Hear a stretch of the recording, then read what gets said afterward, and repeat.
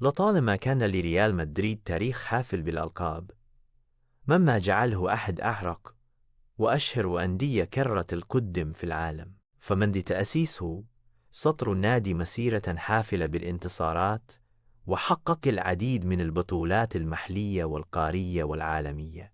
في بداية القرن العشرين كان ريال مدريد يصارع من أجل البقاء بين الكبار، محققاً بعض البطولات المحلية، لكنه سرعان ما بدأ في بناء فريق قوي قادته إلى تحقيق أولى بطولاته الأوروبية: كأس أوروبا للأندية البطلة، دوري أبطال أوروبا حالياً في عام 1956، مستهلاً بذلك حقبة ذهبية. تتالت الانتصارات، فأصبح ريال مدريد يعرف بالبلانيكوس البيض نسبة إلى ألوانه، وبدأ يطلق عليه ألقاب مثل ملكي، عملاق أوروبا، والسيدة العجوز، مشيدا بعظمته وقدرته على التنافس على أعلى المستويات باستمرار.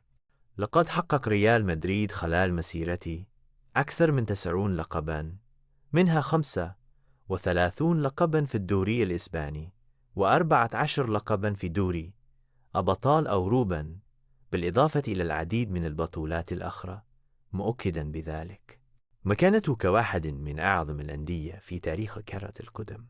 لكن لم يكن هذا النجاح وليد الصدفة، فقد اعتمد ريال مدريد على سياسات ناجحة في التعاقد مع أفضل اللاعبين، وتطوير البنية التحتية للنادي، وتكوين فريق عمل متكامل، وذلك ما جعل منه أسطورة حية في عالم كرة القدم، مستحقا كل الألقاب التي حصدها عبر تاريخه المليء بالبطولات والألقاب نجاحات المتتالية.